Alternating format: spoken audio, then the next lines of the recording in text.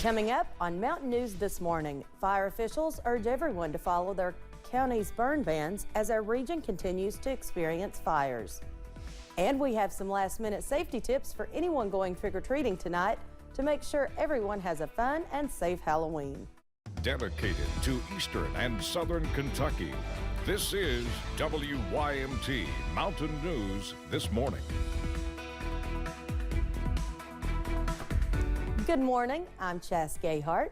It is 6:33 on Monday, October 31st.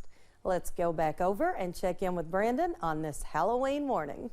And it was a dark and spooky morning out there, but hopefully later today it'll be a dark and spooky, not so wet morning or evening out there. So again, cautiously optimistic. That is the phrase that pays today, Jess. Yeah. And we're hopeful for those trick-or-treaters tonight. A lot of events, or a lot of places having events tonight, so make sure you check the website, WYMT.com, for the latest.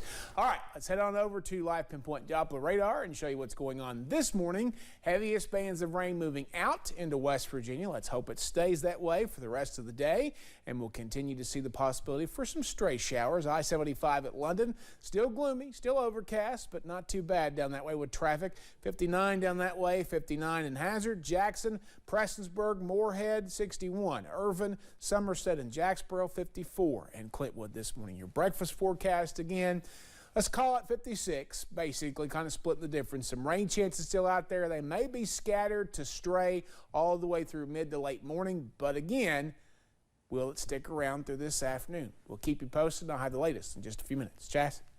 Thanks, Brandon. Well, dozens of families are living at the Carr Creek Campground and the Mine Made Adventure Park following July's devastating flood. But Knott County officials are working to make things comfortable for them, especially since the holidays are here. Families were able to take part in trunk-or-treat festivities at the two locations this past weekend. Knott County Judge Executive Jeff Dobson says several community organizations and church groups hope to step up to help these communities experience a joyful Thanksgiving and Christmas as well. They're still trying to come out of the shell shock from losing their homes and maybe even a family member. But, you know, we're going to make sure that we provide something for all of these families and all these kids. No one is going to be left without. He adds, while several flood victims are transitioning into permanent housing, there's no definite timeline on how long people will be living at these two Knott County locations. Wood Songs, a network celebrating local musicians and artists, was also in Knott County during the weekend, giving out donated instruments to flood survivors. WYMT's Chandler Wilcox explains how much the donations meant to the people who received them. All kinds of wooden instruments sat ready for a new home, and hundreds were lined up to call one their own. I mean, there's a lot of people in the area that plays instruments, and, you know, being able to get new instruments and have instruments replaced that people's lost, you know, it just means a lot. Some could not wait to get a chance to play. Others were too emotional to believe what they got. Music is just life around here, and it's storytelling and just deeply enriched in our area. After flooding that hit late July, the instruments are a sign of hope for the future. Well, with the flooding, you know, there was a lot of hope lost in our area, and music's always been one of the things that has helped people survive in difficult times. The instruments are also a sign that people across the world want to help.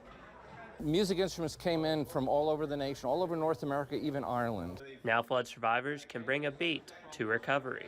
For us to be able to produce music, play music, to be able to just go back to our roots, it just means a lot. Restoring a historic part of Appalachian history. In Knott County, Chandler Wilcox, WYMT Mountain News. Knott Central's music teacher, Katie Stiles, says some of the school instruments were destroyed and now have been replaced. And nearly 150 authors gathered in Lexington Saturday for the 41st Kentucky Book Festival. After a brief break caused by the pandemic, organizers were happy to share the love of books with everyone. For authors Jeremy Rice and Terry Hatton, coming to the book festival means sharing a story. Their book, Kentucky Hustler, is about the life of being the son of UK basketball star Vernon Hatton and his life following an injury. One thing is that everybody's got a story to tell, and this just happens to be mine. So what I'm going to do a lot here is say they need to encourage to write your stories down, even if you just talk to them about your kids and later on reflect on your life, because everybody's got a story to tell, and it's actually a fun experience in writing all that down. Every child under 12 years old was able to receive a free book, as well as many were given away. Burn bans have spread across the state during the past several weeks. Now fires are unfortunately spreading across the mountains of eastern Kentucky. Magoffin County Judge Executive Matt Wireman says crews battled at least 4 fires during the weekend. Salyersville fire officials say thousands of acres have burned, and one fire along Jim Arnett Branch consumed 1,000 acres alone during the past few days. The Kentucky Division of Forestry was called in to assist, but firefighters' resources are stretched thin. So they're urging people to follow the orders of their county's burn ban. The people that's been contacting me this morning, they were concerned about the breathing condition. They were elderly. A lady in her 80s was messaging me this morning, help, what can be done? We got to get this stopped. We just need people to step up, follow these warnings, don't be burning.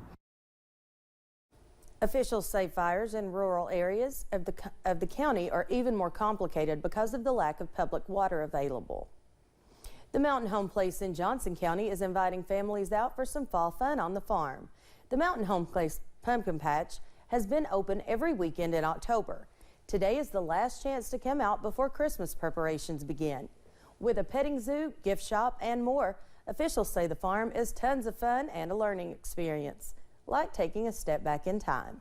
It's wonderful here on the farm. They also get to pick their own pumpkin. They can take that home with them, or they can paint it here as well. And then, of course, all of our buildings on the farm are open, and they can experience the history that's here on the farm as well. The Pumpkin Patch will be open today from 10 a.m. to 4 p.m. for anyone willing to make some last-minute Halloween plans. And if you and the kids are thinking about hitting some of the big trick-or-treat spots tonight, we have some more tips to keep you and your family safe. One of the first best practices is to make sure you and your children wear bright colors or use glow sticks. Make sure their buckets or bags to collect their candy is bright so drivers can see them. If you're driving around a neighborhood, drive slow and be on the lookout for kids and families. One of the busiest spots in the state for trick-or-treating is Hillcrest in Louisville, where they see thousands of people throughout the creepy season. A woman who lives there says she wasn't prepared for how popular Halloween is on the street. We would buy candy, but we would end up giving it all away to kids in the family because we didn't have trick-or-treaters. And we moved here, and I didn't know it, my husband knew it, but here, every Halloween there are thousands of trick-or-treaters. If you're going trick-or-treating tonight, remember to pick up your trash and try your best to stay out of the streets when trick-or-treating.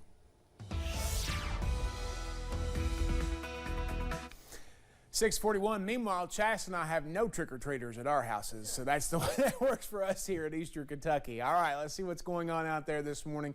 We're looking at a few scattered showers working their way through the region. We're going to continue to see that happening as we head deeper into the morning, but scattered should be the key word of the day, and then isolated as we get a little bit deeper into the afternoon and the evening hours. So trick-or-treaters, you may be in luck tonight. 54 Clintwood, 61 Irvin, Somerset, and that's it. Everybody else is back into the upper 50s at this point. Monticello's at 60. So again, milder morning out there, but overall not too bad of a forecast. Alpidor, well, make sure you take your rain gear because you'll need it in spots. Spotty rain chances off and on throughout the day. Temperatures top out in the mid to upper 60s a little bit later this afternoon. Jess? Thanks, Brandon. And thank you for joining us. The time is 6:42. Still to come on Mountain News this morning, a new study suggests blood pressure medication could help prevent a type of mental illness later in life. Stay with us. More news is on the way.